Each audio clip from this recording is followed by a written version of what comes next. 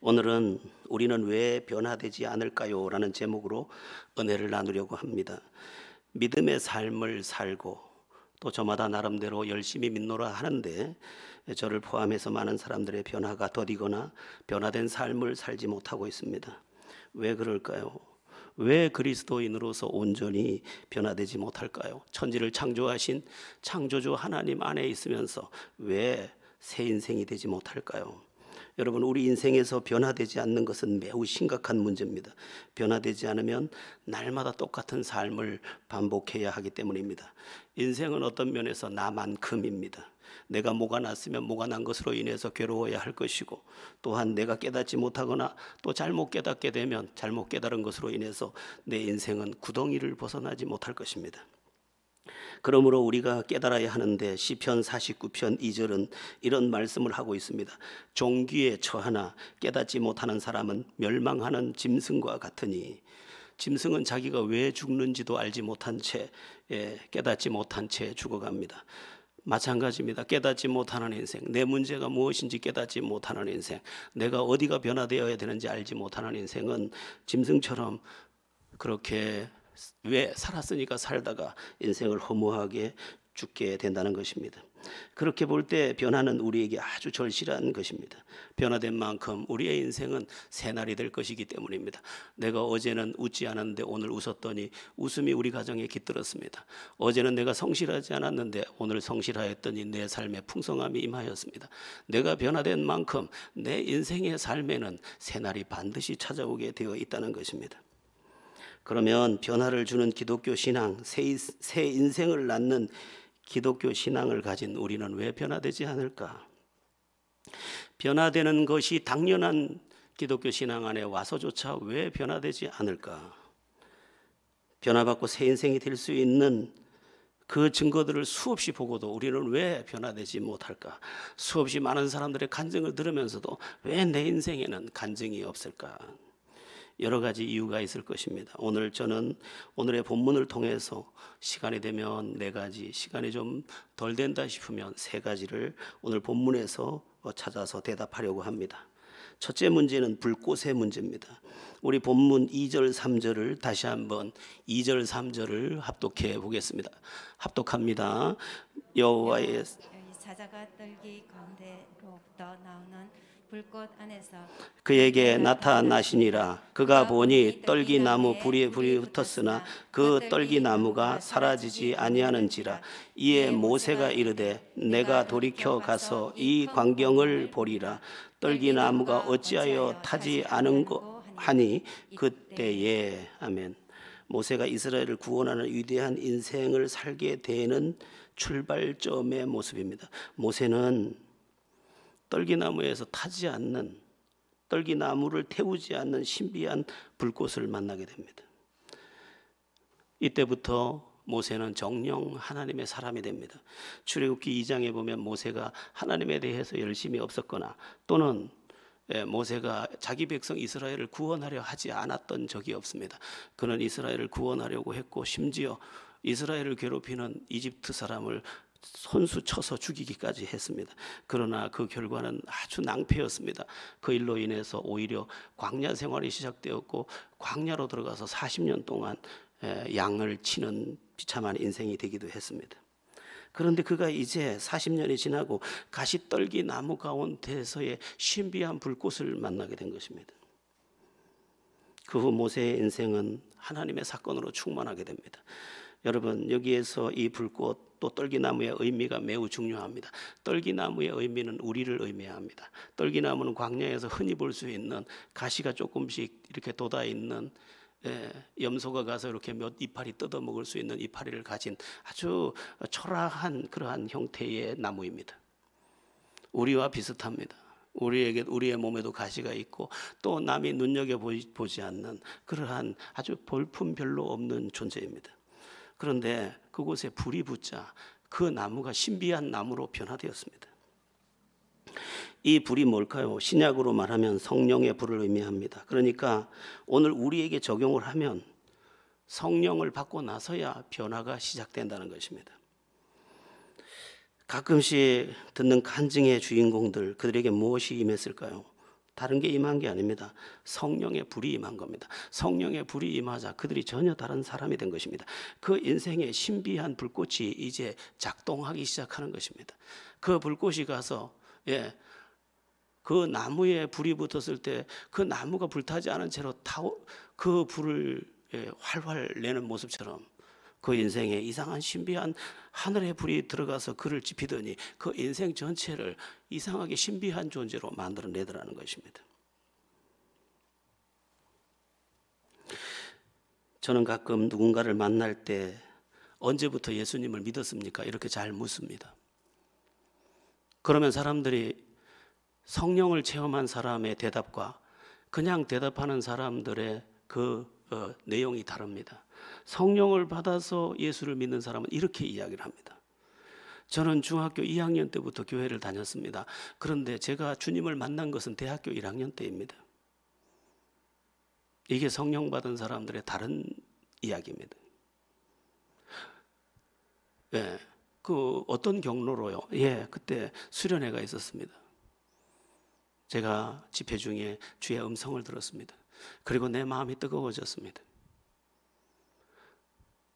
자기가 인격적으로 만난 예수를 말할 수 있는 그 사람, 그가 자기 영에 붙어 있는 이 신비한 나무에 붙어 있는 불꽃 같은 불꽃에 불 붙여진 사람인 것입니다. 여러분들은 하나님의 불을 아십니까? 하나님의 불을 모르면 그는 교회 다니는 사람입니다. 그는 종교인입니다. 그런데 그가 말할 수 있습니다. 저는요, 신비하게 교회 가자마자 주님이 저를 만나 주셨습니다. 이렇게 말하는 사람도 있습니다. 저 같은 경우가 그런 경우입니다. 저는 내 의지로 처음 교회에 간 그날 주님께서 저를 만나 주셨습니다. 저는 그래서 누구든지 다 교회만 오면 다 주님을 만나는 줄 착각하고 살았습니다. 그런데 나중에 많은 사람들을 대하다 보니 그들이 주님을 못 만났다는 것을 알게 되었습니다. 그들이 성령 안에서 믿은 게 아니라 육체 안에서 믿은 것이고 학습된 크리스찬인 것을 알게 되었습니다. 여러분, 왜 우리가 변화되지 않습니까? 성령 안에서 믿는 게 아니기 때문입니다. 성령이 가서 그에게 눈을 열어준 적도 없고 성령이 가서 그를 믿게 한 적이 없습니다. 그냥 내가 다른 사람이 믿는 것을 따라서 나도 저렇게 믿어야 돼, 나도 저렇게 배워야 돼, 이런 학습을 한 것이죠. 성령이 와서 나에게 주님을 알아보게 하고 믿게 할 때는 나는 정말 내가 봐도 내가 신비한 존재인 것을 알게 되는 것입니다. 여러분, 만약에 내가 교회를 다니는데 내 마음의 변화도 없고 내 의지의 변화도 없고 내 감정의 변화도 없고 내 목적의 변화도 없다, 그러면 내가 진짜 예수를 믿는지 자문해 봐야 합니다. 나는 정말 구원받은 성도인가? 나는 정말 하나님의 사람인가?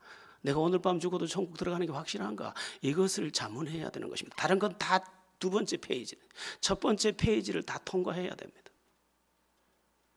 저는 이런 사람을 알고 있습니다. 그는 열심히 봉사합니다.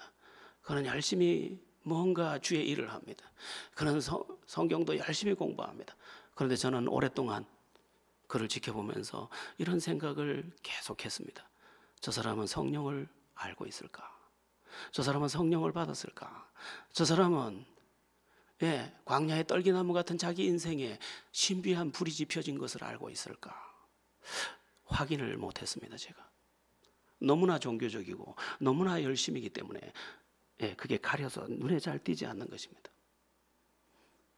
그의 입술에서 자기가 성령을 받아서 내가 그때 주님을 만났습니다 하는 고백을 한 번도 들어보지는 못했습니다. 여러분에겐 고백이 있습니까? 하늘의 사건, 뉴 스파크 무브먼트. 내가 아는 불꽃이 아니에요. 하늘의 불이 내게 임해 버렸습니다. 오순절날 120명의 성도들이 모여서 기도할 때 임했던 그 성령의 불, 고넬료 가정에 임했던 그 성령의 불, 바울을 만나 주었던 그 성령의 불, 그 불이 우리 안에 있어야 되는 겁니다. 그 전까지 그는 상처받고 또 낙심하다가 또 열심을 내다가 또 다시 자기를 자책하다가 또 다시 시도하다가 그걸 반복할 것입니다. 왜냐하면 하늘의 사건이 와서 그를 붙잡은 게 아니라 내가 붙잡았기 때문에 내 손에 힘이 빠지고 내 의지에 힘이 빠지고 내 감정이 상할 때 나는 또 송두리 제 모든 것을 놓게 되는 것입니다. 오늘 여러분 돌아가시면 로마서 8장을 보십시오. 성령 없이 가능한지, 성령 없이 우리의 믿음이 절대로 가능하지 않습니다. 이것은 하나님의 주권에 속한 것입니다. 성령을 누구에게 주시든지 그가 받는 것인데, 그러면 누가 성령을 받느냐?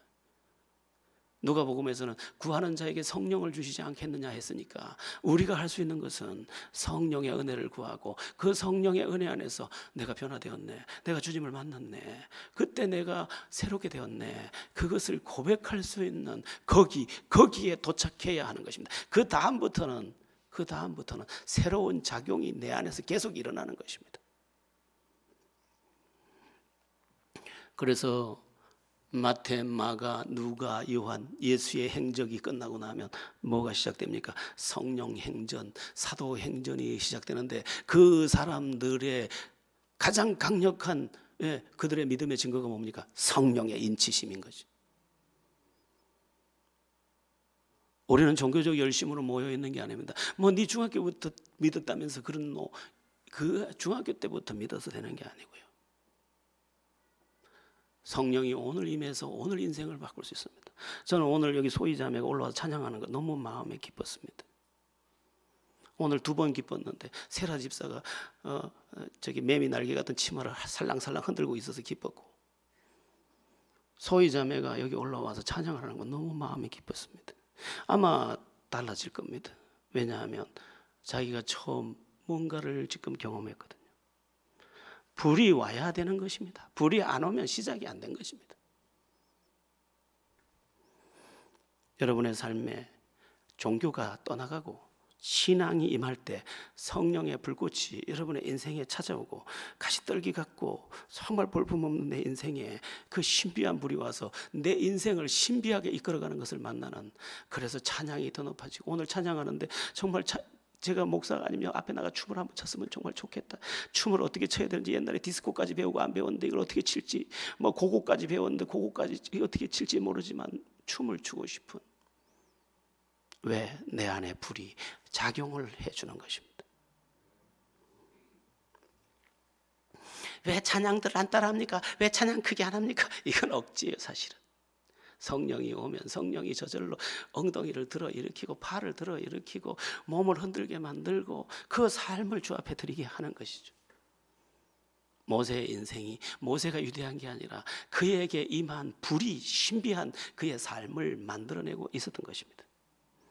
우리의 삶 속에 또 제자들 교회 안에 성령의 불이 임해서 저 구석까지, 저 고개조차 못 들고 있는 어떤 영혼에게까지 불이 임해서 그 불이 그 영혼을 춤추게 하고 그 입술의 고백이 주는 살아계십니다, 주님이 나를 만나주셨습니다, 당당하게 말할 수 있는 그런 여러분들 되기를 예수 이름으로 축원합니다.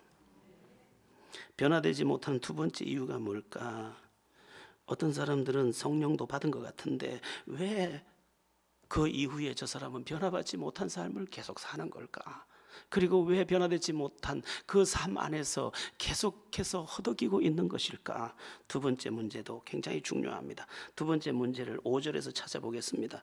5절 우리 함께 합독합니다. 시작. 하나님이 이르시되 이리로 가까이 오지 말라. 내가 선 곳은 거룩한 땅이니 내 발에서 신을 벗으라. 아멘. 내 발에서 신을 벗으라. 이게 대답입니다. 여러분, 신발이 뭡니까? 신발은 우리의 전 존재를 담고 있는 것입니다. 그러니까 하나님께서 그 전 존재를 담고 있는, 지금 네가 여지껏 네가 의지하고 있던 네 인생을 담고 있던 그 신발을 벗어라. 이렇게 지금 네가 의지하고 있던 그것, 네가 몸담고 있던 그것, 네 전 존재를 담고 있던 그것 벗어라, 이렇게 말씀하는 것입니다. 여호수아에게도 하나님께서 처음 그가 이제 여호와의 군대 장관으로 하나님께서 찾아오셔서 첫 번째 요구했던 게 내 발에서 신을 벗으라였습니다. 하나님께서 이렇게 명령하지 않았습니다. 겉옷을 벗어라, 두건을 벗어라, 허리띠를 풀러라. 그렇게 하지 않고 네 신을 벗어라, 그렇게 말씀했습니다. 신은 생각하는 것보다, 우리가 생각하는 것보다 훨씬 그 의미가 큽니다.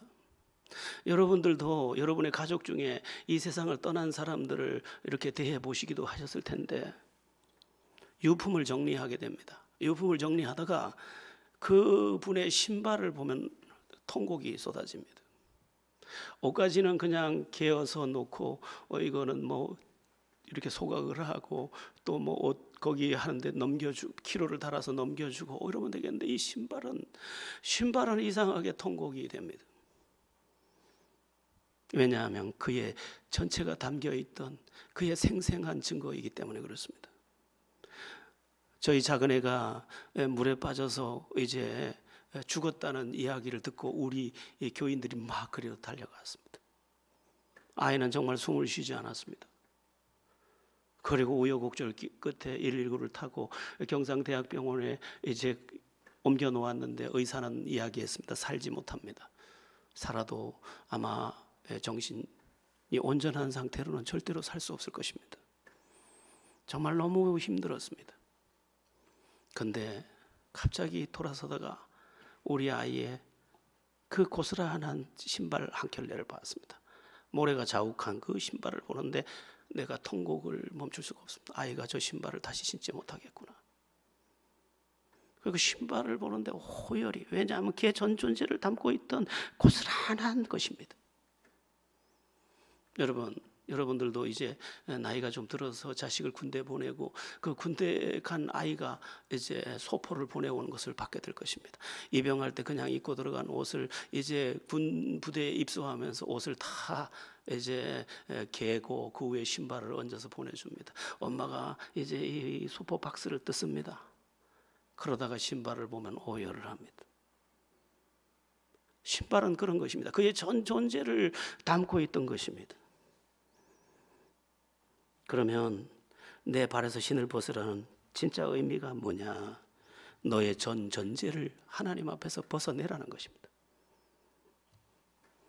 쉬운 말로 네가 의지하고 네가 생각하는 것 다 내려놔라 이 말입니다. 이제 너의 삶의 방식은 내가 결정하고 내가 너의 주인 되겠다 이 말씀을 하시는 것입니다. 여러분, 이것이 우리의 신앙의 결정적 부분입니다. 신앙에서 가장 중요한 것을 하나 찾아라. 아까 말한 성령을 받았느냐. 두 번째 뭐냐? 주님이 나의 주인이 되었느냐. 다시 말하면 우리가 신앙생활을 못하는 이유, 변화되지 않는 이유, 그것은 내가 주님을 주님이라고 부르면서 여전히 내가 내 인생의 주인 돼 있는 바로 그것이라는 것입니다. 주님은 그것을 벗기려고 오늘도 벗으라고 하는데 우리는 죽어도 그걸 뒤집어 쓰고 있는 것입니다. 주님이 벗기실 때는 당신의 것으로 채우기 위함인데 우리는 이것을 벗으면 끝장이 나는 줄 알고 이것을 물고 늘어지는 것입니다. 주님이 실수하실까 봐 내가 내 지혜로 살고 내 감정을 가지고 살고 내 판단과 경험을 가지고 오늘도 계속해서 예배가 끝나고 집으로 돌아갈 때도 하나님이 나에게 틀림없이 무엇인가 말씀했는데 그 말씀은 온데간데 없고 어제의 방식으로 나는 또 나의 옛사람을 살아내는 것입니다. 저는 가끔 사람들을 대하면서 그런 생각을 합니다.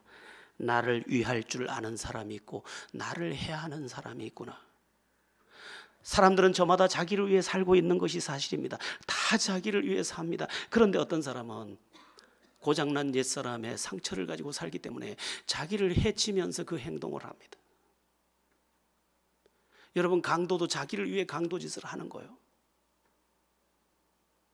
다 자기를 위해서 지금 도둑질도 하는 거예요. 그러나 자기를 정녕 위하지 못합니다. 왜? 그것은 하나님이 원하는 게 아니에요. 우리는 진리의 말씀을 배우고 있고 성령의 감동하심 안에 살고 있는데 그러면 우리는 어떻게 살아야 되느냐? 하나님의 말씀이 나의 주인 되고 하나님의 영이 나의 주인 되고 그분의 뜻이 나의 주인 돼서 그분이 내 인생의 신이 돼서 나를 이끌고 가야 하는데 내가 옛 신을 신고 냄새나는 신을 신고 계속해서 이 길을 가느라 낭패를 만들고 있는 것입니다. 우린 다시 배워야 합니다. 예수님께서 제자들을 부를 때 신비한 장면들이 많이 나옵니다. 그 장면 중에 굉장히 신비한 게 뭐냐면 베드로를 부를 때 베드로를 나를 따라오너라 할 때 베드로가 신비한 행동을 합니다. 그 성경은 이렇게 말합니다. 그가 배와 그물을 버려두고 쫓으니라. 이거 아니면 죽어. 어부가 그물을 버리면 됩니까? 어부가 배를 버리면 됩니까? 그러나 배와 그물을 버려두고 쫓으니라. 조금 가다가 또 제자를 야고보와 또 요한을 부를 때는 이들은 한 가지 더 합니다. 배와 그물과 부친을 버려두고 쫓으니라. 그들이 무식한 것 같지만은 그래서 그들이 사도가 될 수 있었고 그들 가운데 하나님의 역사가 강력하게 나타났던 것입니다. 여러분, 신앙의 절대 과제 중에 한 가지가 뭐라고요? 주인 바꾸기. 우리가 주여 하고 부를 때 주여는 두 가지 의미가 있지 않습니까? 구세주여, 구세주로서의 주여, 주인으로서의 주여. 성경은 두 가지를 반복하고 있습니다.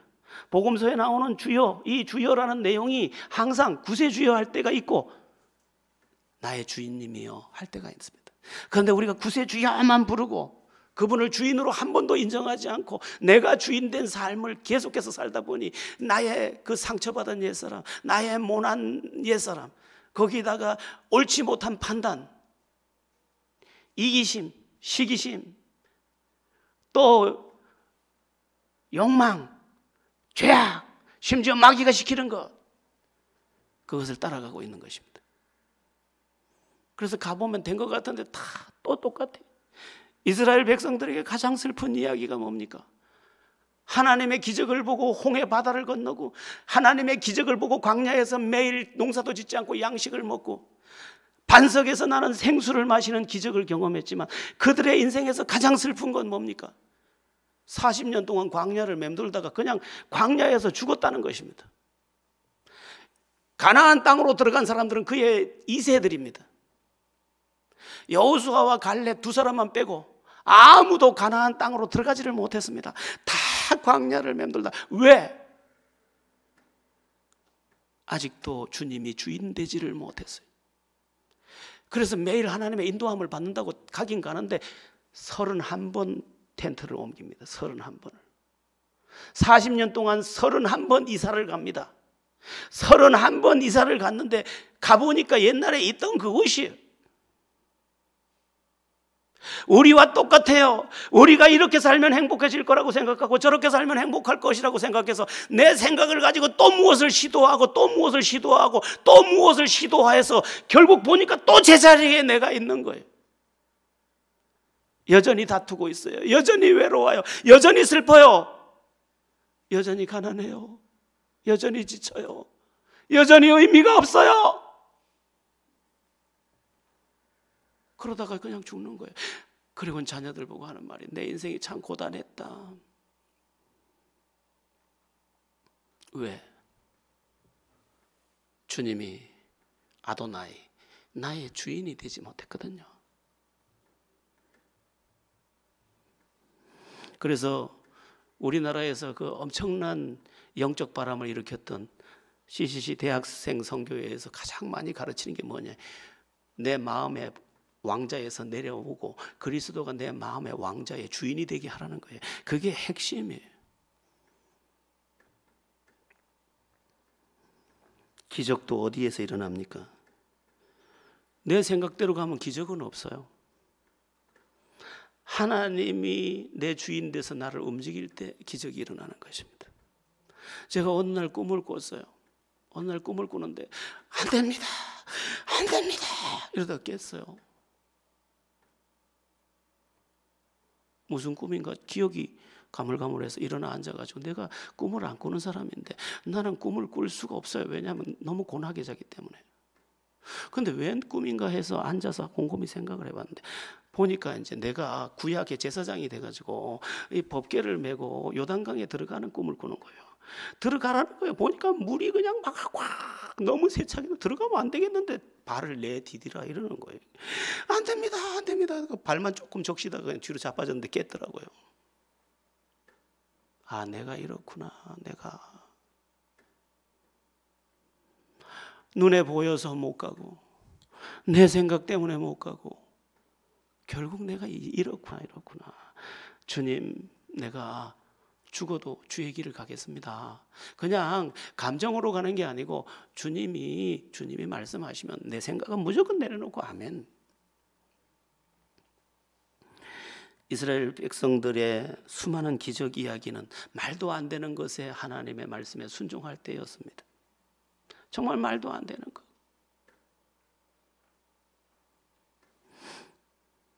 여러분, 모세의 인생이 왜 그렇게 기적이 됐습니까? 한 번도 자기가 주인이 되지를 않았습니다. 그래서 하나님께서 모세를 부를 때 이렇게 부릅니다. 내 종 모세는. 항상 모세는 하나님께 묻고 하나님께 복종했습니다. 그랬더니 어떻게 사람이 바다를 가릅니까? 그런데 모세가 지팡이를 내밀자 바다 갈라져 버렸어요. 어떻게 하늘에서 양식을 내립니까? 모세가 엎드리자 양식이 쏟아져 버렸어요. 어떻게?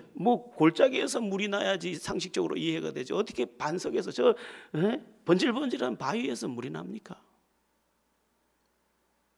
내가 주인 되지 아니하고 주님의 주인 된 삶에 나를 복종했더니 하나님께서 일하시더라는 것입니다. 여러분, 우리는 이 부분을 완전히 내 것으로 받아야 합니다. 내가 주인 된 삶은 또다시 제자리 걸으며 아무리 텐트를 바꿔쳐도 그건 텐트예요. 아무리 돌아도 광야예요. 이제는 광야에서 살기 싫어요. 매일 공짜로 하늘에서 떨어진 양식이나 먹으면 이렇게 공고한데, 이렇게 메말랐는데, 이렇게 지쳤는데, 이렇게 허무한데. 이 시대의 가장 심각한 문제는 주의 음성을 듣지 않고 내 음성을 끊임없이 듣는 것입니다. 그리고 세상의 소리를 끊임없이 듣는 것입니다. 그로 인해서 우리는 아무것도 되지 못한 삶을 살고 있습니다. 우리 모두 이제 주님을 정말 주님으로 모셔드리고 내 신발을 벗고 주님의 신을 신고 주님께 순종해서 주님께서 일하시는 그 놀라운 일들을 보는 우리 제자들 교회와 제자 가족들 다 되기를 축원합니다. 세 번째, 왜 변화되지 않았을까? 왜 변화되지 않을까? 우린 왜 10년을 믿고도 변화되지 않았을까? 우리는 왜 20년을 믿고도 변화되지 않았을까? 우리는 왜 봉사하면서도 변화되지 않았을까? 우리는 왜 주님을 말하면서도 변화되지 않았을까? 세 번째, 7절과 8절을 한번 합독해 보겠습니다. 7절과 8절 합독합니다. 시작. 여호와께서 이르시되 내가 애굽에 있는 내 백성의 고통을 분명히 보고 그들이 그들의 감독자로 말미암아 부르짖음을 듣고 그 근심을 알고 내가 내려가서 그들을 애굽인의 손에서 건져내고 그들을 그 땅에서 인도하여 아름답고 광대한 땅, 젖과 꿀이 흐르는 땅, 곧 가나안 족속, 헷 족속, 아모리 족속, 브리스 족속, 히 족속, 여부스 족속의 지방에 데려가려 하노라. 아멘. 이 출애굽기 3장을 계속 읽으면 이 오늘 본문과 연결된 내용을 볼 수 있는데, 그러므로 모세에게 너는 내려가라. 애굽에 내려가서 이스라엘 백성을 이끌고 이 지금 가나안 땅으로 인도해라. 이렇게 사명을 주시는 내용이 나옵니다. 우리의 문제가 뭘까요? 세 번째는 사명을 놓친 겁니다. 사명에 속한 삶이 아니라 먹고 살기 위해 살고 있는 것입니다. 육신의 안락과 육신의 즐거움의 목표를 두어 버렸습니다. 그리고 우리는 항상 그게 축복이라고 말하면서 살아가고 있습니다. 사명에 속한 삶을 살지 못하고 육체에 속한 목적도 방법도 모든 것을 육체에 속한 삶을 사느라 우리의 변화를 보지 못하고 있고 하나님의 일하심을 내 인생에서 만나지 못하는 것입니다. 그리스도인이 누구냐? 그리스도인은 두 방면의 사람입니다. 부름받은 사람, 보냄받은 사람. 하나님께서는 우리를 부르십니다. 두 가지 방법으로 부릅니다. 외적 부르심, 내적 부르심이라고 합니다. 외적 부르심은 옆에 친구가 예수 믿어봐, 예수 믿어 이렇게 하는 게 외적 부르심입니다. 내적 부르심은 성령의 부르심, 성령이 내 마음에 믿음을 줍니다. 이 부르심이 효력적 부르심이라고 합니다. 성령이 와서 나를 주장할 때 나는 효력적으로 반응하게 되고 그 반응은 나의 구원이 됩니다. 아까 성령의 불이 임한 것도 이 효과적 부르심이 내게 임했기 때문입니다. 그런데 부름받아서 하나님의 사람이 되는 동시에 바로 우리는 보냄받은 자가 됩니다. 그래서 네가 구원받았느냐? 그럼 구원을 전해라. 네가 성령을 아느냐? 그럼 성령의 명하심을 따라 복음 전해라. 이것입니다. 제가 처음 예수를 믿고 나서 제 마음이 뜨거웠습니다. 그래서 저는 제가 할 수 있는 한 입을 벌려 말하기 시작했습니다.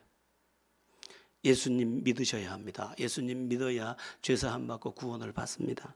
제가 할 수 있는 한 그 모든 말을 했습니다. 어느 날 어떤 사람을 만났는데, 크리스찬을 만났는데 그 사람이 제 얘기를 듣고 너무너무 힘들어하는 겁니다. 좀 그 얘기 좀 안 하면 안 됩니까? 예수 믿는 사람들 중에서도 예수 얘기하는 걸 싫어하는 사람이 있구나. 너무너무 이상해서 어쩔 줄을 몰랐습니다. 수많은 상처를 받았고, 개인적으로 전도지를 만들고 가서 또 하루의 일과가 끝나면 그것을 500장씩 돌리고 그렇게 매일을 사는데, 그것은 한낱 나의 미친 짓에 불과했습니다. 세월이 지나면서 절제해야겠구나 생각하며 나에게 준 부를 제가 제안했습니다. 왜냐하면 나도 사람이기 때문에 민망한 것은 싫으니까. 그래서 제가 하는 사업장에 있는 직원들을 이제 공부시키기 시작했습니다. 사형리를 가르치고 CCC에 나온 10스텝을 가르치고, 저도 잘 모르면서도 복음을 전하고 가르치고, 우리 직원들은 나한테 월급을 받아가려니까 전부 공부를 했습니다. 그러는 중에 주님께서 제 마음에 참 뜨거운 마음을 주셨습니다. 그러다 보니까 제가 하나님의 더 뜨거운 마음에 붙들려서 하나님이 나를 종이 되라 하시네. 그래서 스타팅이 된 겁니다. 여러분, 복음서의 결론이 참 신비합니다. 복음서는 예수님의 행적 이야기입니다. 마태, 마가, 누가, 요한 다 똑같습니다. 그런데 결론이 너무너무 특별합니다. 결론은 다 하나입니다. 마태복음의 결론이 뭡니까? 28장 19절에서 20절. 그러므로 너희는 가서 모든 민족을 제자로 삼아 아버지와 아들과 성령의 이름으로 세례를 주고 내가 너희에게 분부한 모든 것을 가르쳐 지키게 하라. 너는 이제 사명자다. 네가 나를 믿지? 너는 이제 사명자야. 너는 이제 복음의 증인이야. 그렇게 말씀하신 것입니다. 그리고 네가 복음의 증인이 될 때 내가 너와 함께 할게 약속하신 것입니다. 마가복음의 결론, 마가복음 16장 15절. 너희는 온 천하에 다니며 만민에게 복음을 전파하라. 네 나 믿지? 네 구원받은 성도 맞지? 너는 이제 보냄받은 자야. 만민에게 복음 전해. 누가복음의 결론은 사도행전입니다. 누가복음을 기록한 사람은 누가예요? 의사 누가입니다. 사도행전을 기록한 사람이 의사 누가입니다. 그래서 신학교에서 공부할 때는 사도행전이라고 공부를 안 하고 누가행전이라고 공부를 합니다. 왜냐하면 그 저자를 알아야 그 의도를 다 파악하고 공부할 수 있기 때문에. 그러니까 누가복음의 결론은 저 사도행전입니다. 사도행전. 너희가 예수를 알아봤느냐? 사람으로 오신 예수를 알아보았느냐? 우리의 죄를 짊어진 그 십자가의 예수를 알아보았느냐? 성령 안에서 믿었느냐? 그러면 너는 사도행전적 삶을 살아야 된다. 그렇게 말씀하는 것입니다. 요한복음의 결론은 뭡니까? 내 양을 쳐라. 내 양을 먹여라. 복음서, 주님의 행적의 결론은 전부 뭡니까? 너는 부름받은 자며 넌 보냄받은 자라는 것입니다. 그런데 이 시대가 보냄을 받은 자리에 서 있지 못합니다. 전부 무엇을 먹을까? 무엇을 입을까? 무엇을 마실까? 우리의 삶의 목표를 잃어버렸습니다. 우리의 삶의 사명을 놓쳐버렸습니다. 돈을 버는 목적도 사명에 속해야 합니다.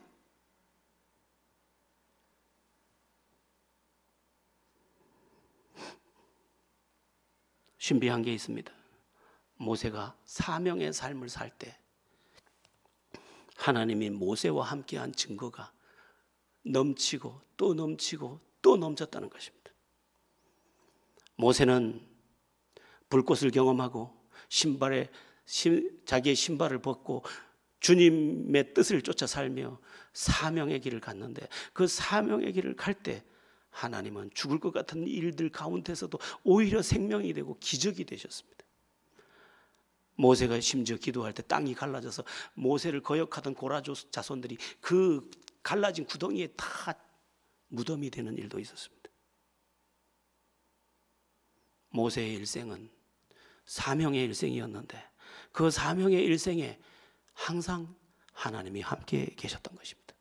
그러니까 모세는 날이 갈수록 영에 속한 사람이 되고, 그 영에 속한 삶은 능력이 되고 권능이 되고, 나중에는 시내산에 올라가서 하나님을 뵈고 내려왔는데 얼굴에 광채가 나서 사람들이 겁이 나서 모세에게 못 오니까 수건을 둘러서 사람을 만나서 빛을 가려야 했습니다.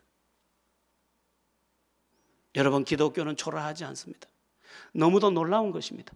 그런데 우리가 참 믿음의 자리에 들어가지 못해서 이 영광스러운 예수 그리스도에 대한 믿음이 아무것도 아닌 것인 양 치부되고 있는 것입니다.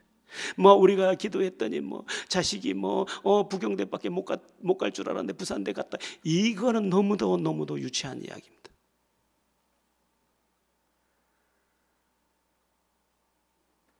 우리 아이가 주님을 만났습니다. 그 아이가 하나님의 뜻을 따라 살고 싶답니다.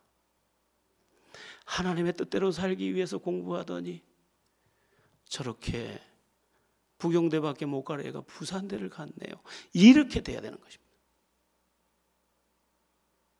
먹든지 마시든지 무엇을 하든지 다 하나님의 영광을 위하여 하라는 말은 그냥 우리를 묶어두기 위해 한 말이 아니라 우리는 사명자임을 강조해서 하시는 말씀인 것입니다. 저는 요즘에 조금 기뻐졌습니다. 제가 언제 글을 썼습니다. 글을 썼는데 그 글을 보던 어떤 사람이 저를 보고 이런 말을 해서 제가 굉장히 충격을 받았습니다. 목사님, 글이 참 좋은데요. 정말 좋은데 좀 너무 슬픈 것 같아요. 그날 내가 거울 앞에 갔습니다. 정말로 내가 슬퍼 보였습니다. 내 안에 샘솟던 기쁨은 어디 갔지?